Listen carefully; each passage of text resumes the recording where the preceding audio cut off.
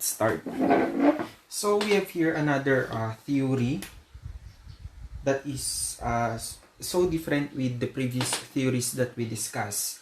Let's just have a brief review of our lesson last week. Okay, when we speak about formalism, anyway, we spoke about formalism, which we said that the text has the sole authority in identify its meaning. Therefore, it's more on relying on the text in order for us to come up with an objective interpretation. Whereas, for reader response criticism, our focus here is on the reader. Okay?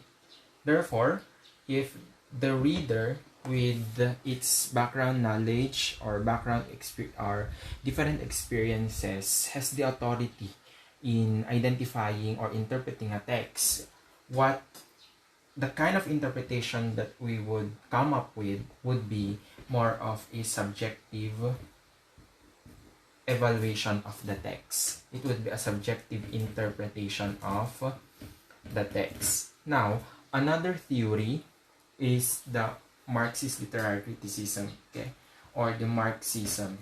Now, if our focus on formalism is the text, on reader response criticism is more on the reader, for Marxism, our focus is on the worker.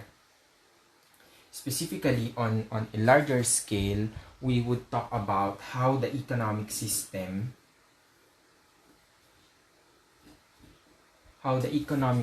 becomes a means of exploiting these workers. Okay, so this will be our focus. Okay, who is or what situations are faced by the workers in a certain literary text, or if a character is or if a character is a worker, then we would try to analyze his or her situations depending on the context. But since we are going to use Marxism, we will try to contextualize the text based on the situation of the worker. Okay, so that would be the focus of our discussion today, Marxism. Okay, but what exactly is Marxism or Marxist literary criticism? When we speak about Marxism, we have to understand that it's a theory, it's a scientific theory of human societies and of the practice of transforming them. You have to note that one, okay? There should be the practice of transforming what? What do we transform? Societies, okay? Or the society. It's more on the transformation of the society. So this is the main goal. Okay, main goal of Marxism, to transform the society, because according to this theory, the kind of the society that we have is very problematic. That is why there is a need for us to transform this society because of the different problems that are present in our society. Now, what are these problems? Okay, so it has to deliver the struggles of men and women to free themselves from certain forms of exploitations and oppressions. So what are the problems, or what makes the society problematic, is the presence of the different oppressions and exploitations. These are the problems, or these are the key issues faced by our society that makes it a very problematic society. That's why there is a need to transform our society. So Marxism, it's also a part of a larger body of theoretical analysis that aims to understand ideologies.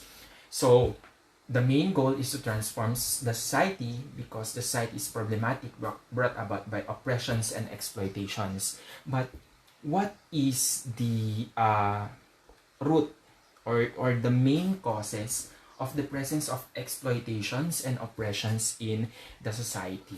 Okay, according to Marxism, what brings oppressions and exploitations is the existing ideologies okay? It's the existing ideologies that control our society. In light with the Marxist idea, this ideology, okay, or these ideologies are commonly known as the what? Capitalist ideology. Okay? Now, we have to read it backwards. Okay? Because of this capitalist society, capitalist ideology, there existed oppressions and exploitations in our society that makes it a problematic society. That's why there is a need to transform such society. That's the basic or that's the fundamental ideology of Marxism. The need to transform a problematic society brought about by the different oppressions and exploitations caused by the capitalist ideology. Okay? But who exactly, or what are the surrounding circumstances that paved the way to the creation of this movement of Marxism? Okay, so in understanding Marxism, we also have to understand the people, okay, who made important contributions in understanding our society based on the Marxist ideals. Okay, so we have first Karl Marx. And who is Karl Marx? Karl Marx is actually a German philosopher. Okay? He was a German philosopher who was born in May 5, 1818. Okay, so he was born. Okay, so we have a baby here. He was born in May 5, 1818, and he died in March 14. Okay, 1883. So approximately how old was he when he died? Okay, so you have to compute it now. Okay, for Karl Marx, he always believed in the concept of, or on the conflict theory. Okay, so what is conflict theory? Okay, what exactly is a conflict theory? That is according to Karl Marx. According to Karl Marx, across societies, or our societies, are always at conflict. There are always opposing forces that are present in our society that makes it conflict, and these forces that are present, these conflicting forces that are present in our society, usually are the same forces that are subject for exploitation, or subject for control and being controlled. The ones controlling the other one, and the one being controlled by the other one. That's according to Karl Marx. Now, in the conflict theory can be seen in many facades of our life, such as the presence of the rich and the poor. Okay, that's the basic. Okay, what makes the society conflicted is always the presence of two different groups of people or opposing forces, like as I've said, the presence of the rich and the poor. Now, because of these opposing forces, usually the one controls the other one. So in a capitalist society, it's the rich or that controls the poor. So there is a conflict there. And according to Karl Marx, it is in this very conflict arises the different problems in our society, such as, okay, the ideology or the capitalist ideology, yung sinabi natin kanina, okay, that is the root cause of these oppressions and exploitations. That is why there's a need for us to transform our society. Anyway, when we speak about capitalism, it's a political and economic system where the means of production is privately owned. Okay, it's more on private ownership. For this case, okay, the means of production, the factories, the raw materials that are used in production are controlled by the rich, and it's the poor who sells their labor in order to produce a commodity. Okay? Now, how come na nagkaroon uh, capitalism, and paano? Okay? So we have to understand that Marxist criticism, or the basic or the fundamental principles of Marxism are based on the 18th century Europe. Kasi dun siya nagmula eh. Okay? That's why you have to understand in the first the kind of society that existed during the 18th century or the 19th century, sorry. Yes, we could already connect it to the 18th century because slowly it was the beginning of the Industrial Revolution. Anyways, the Industrial Revolution had its peak during the 19th century. Okay, 19th century Europe. Now, ano yung what's the importance of knowing, okay, the context as to why, the context of Marxism during that time. Kasi you have to understand that all of the fundamental principles embedded in the Marxist idea is based on the existing social realities during the 19th century. Okay, so before the coming of Industrial Revolution, we have this kind of society, okay, that is dominated by the presence of the slave-peasant relationship that we could trace its roots from slavery. Okay, the kind of economic system that existed way back before. Yun yung tinatawag natin na or yun yung concept ni Karl Marx ng historical and dialectical materialism. Okay? According to Karl Marx, parang nag-e-evolve daw ang society natin. So for example, before we have slavery, parang ito daw yung stages ng society natin. So we have first slavery. So these are the historical stages of society. And dapat i-explain natin to. Different historical, okay, historical stages of society. According to Karl Marx, our society, parang first daw siya is yung slavery. So, what kind of relationship existed during this first stage?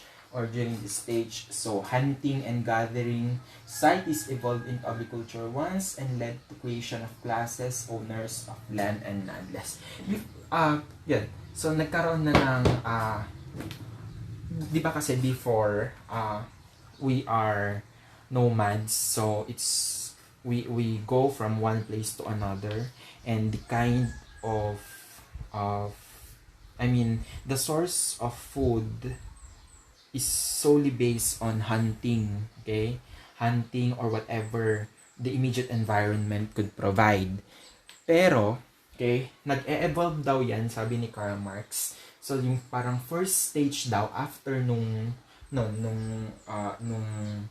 time na yon, after ng hunting and gathering societies, is the slavery. So, the kind of relationship that evolved here is, during this stage kasi, there were already the creation of classes. Okay? So, ano yung mga classes na to? So, the presence of the owners of land and the landless. So, you have now the economic relationship between the owner of land and What else? The landless, okay, na siyang nagtatrabaho sa land ng owner. Okay? After ng feudalism, okay, after ng slavery comes the feudal stage or feudalism. Okay? This is according to Karl Marx. And the kind of society that existed here, okay, is the same with the relationship that existed in the stage of slavery. Na there is still the presence of the slave or the land, the slave and peasant relationship. Okay. However, for this for this stage, the peasants, unlike in the prior stage, could already what could keep producing already. Okay, so they can keep producing whatever produce that they are actually producing, or the commodities that they produce. And after daw ng feudalism, according to Karl Marx, comes, okay, what we call capitalism. And what kind of relationship existed under this stage? So, yun na nga yung sinabi ko kanina, that there's already private ownership. Okay? There's already private ownership of the means of production by the bourgeois, and already the exploitation of the proletariat. So, nagkaroon na, or the kind of relationship that existed here would be a relationship between the bourgeois, okay? Bourgeois and the proletariat versus the proletariat. Okay? And lastly, in the last stage of the last historical stage according to Karl Marx would be the communism. Okay? Makikita natin mamaya yung relationship ng stages na to. And where are we? Okay? So, class struggle will overthrow bourgeois, succeeding social state will eventually lead to communal ownership of the means of production. According to Karl Marx, after capitalism daw, there should, okay, there should be communism, okay, which is the last stage, historical stage of a certain society. Okay, wherein it's completely different with the ideas of capitalism. Kung sa capitalism kasi, private ownership, yung means of production, sa communism, okay, communal ownership. Communal. Meaning, the means of production is owned by everyone. And ito, yung existing economic system during the 19th century, which according to Karl Marx was the root cause of the different exploitations and oppressions against the proletariat. Okay? Kaya nga, later on, madidiscuss natin why, okay, or this would actually give us an idea already as to why Karl Marx introduced the concept of communism after the proletariat overthrows the capitalists, the capitalists, or overthrows the existing economic ideology of capitalism. Okay? So, yun na. Okay? We go back. So, parang ano lang to. So, we go back now. So, those are the different historical stages according to Karl Marx. So, yun yung kung saan daw patutungo yung society.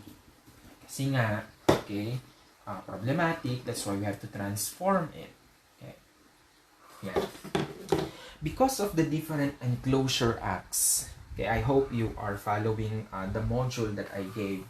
Okay, because of the different enclosure acts, diba, from feudalism to capitalism, okay, a lot of the peasants or a lot of, we're talking about enclosure acts.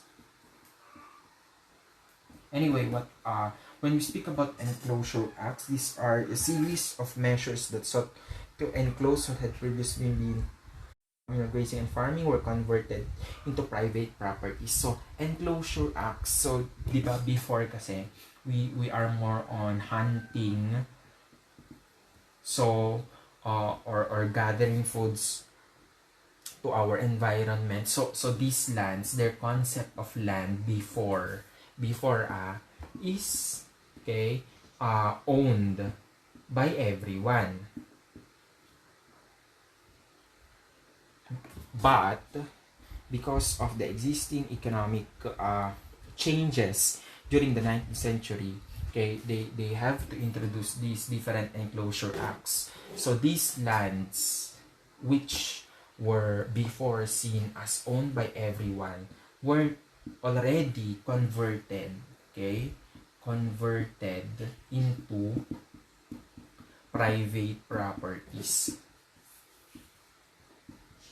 Ayan. So from communal ownership to private ownership. Okay? So since yung mga lands before that we use for agriculture, naging privately owned na siya, and these private owners already are converting these lands into something wherein human labor is not anymore that necessary. Hindi na ganun ka-importante yung manual labor, kasi nga say for example they use already machines in producing commodities. Kasi we have to understand that the social context, 19th century yan, the Industrial Revolution. So this is already, okay, pag sinabi natin kasing Industrial Revolution, it's the time in our history where a lot of machines were made in order to lessen manual or human labor. Kasi nga, mas tumataas, okay, mas tumataas yung demand ng isang commodity, okay, dapat makakasabay yung supply. And in order to how do you call that one? In order to also have enough for or to meet the demand of the society, so we have to create something in order for the supply na maging katapat lang siya ng demand para hindi magkaroon ng scarcity. Okay? So yun nga, nagkaroon na ng factories for producing a lot of commodities. So a lot of these farmers or the farmers were forced to go to the city kasi nga wala na silang matrabaho sa countryside, sa province, parang ganun. Wala silang matrabaho doon. And it's in the city, okay? It's in the city where they could find work, where they could find job, where they could have their own income to feed themselves and at the same time their families. Okay? And it is the same na nung pumunta, okay, yung mga peasants, okay, into the city. So of course, they were given jobs, but the pay was not that big. Okay? Hindi ganon kalaki yung sahod. Sometimes hindi pa yun enough in order to meet, okay, the basic needs of an individual. Kaya doon nagkaroon na ng oppressions and exploitations. Okay? Since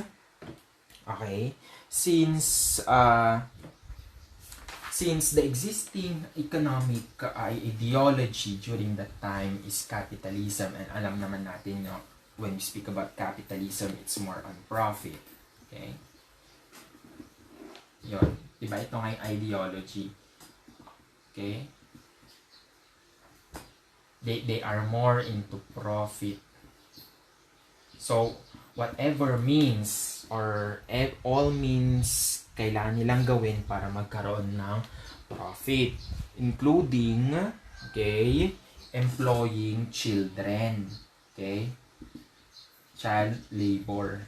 Doon nagsimula yung concept ng parang child labor na pag bata yung in-employ mo into these factories, of course, okay, lower wage ang babayaran mo, but you get the same services, you get the same labor.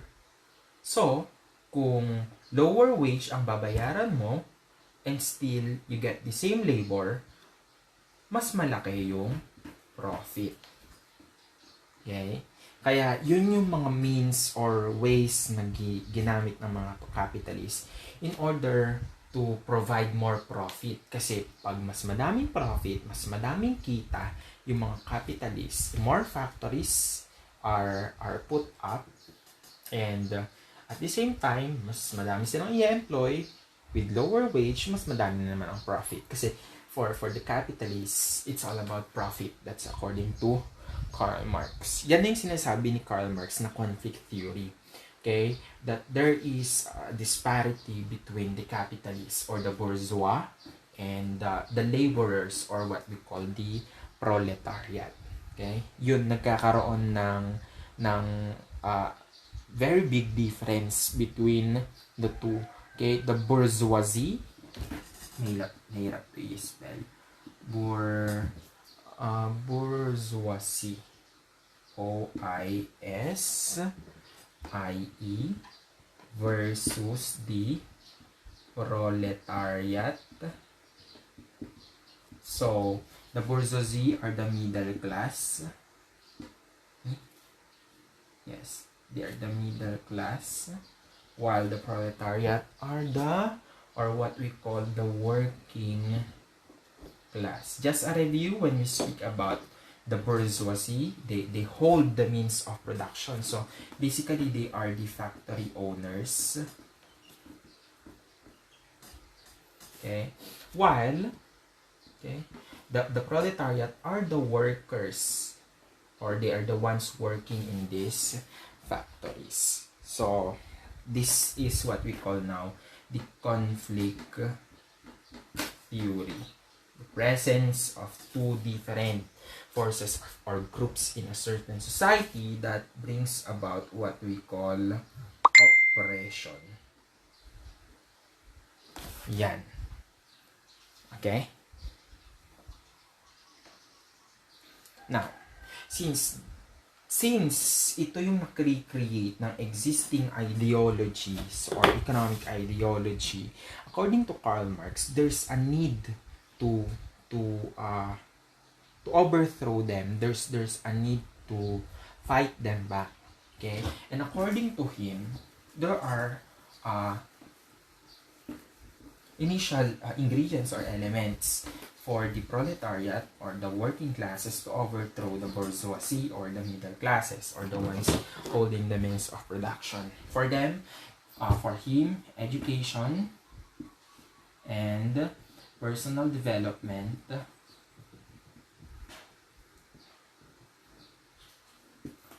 are very useful elements in order to achieve change. But according to Karl Marx, education and personal development alone does not equal change. For him, there should be a revolution.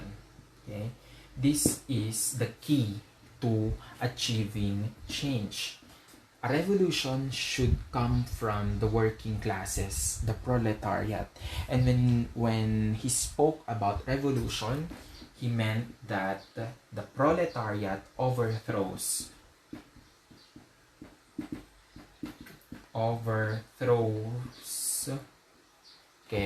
the ruling class. And once they overthrew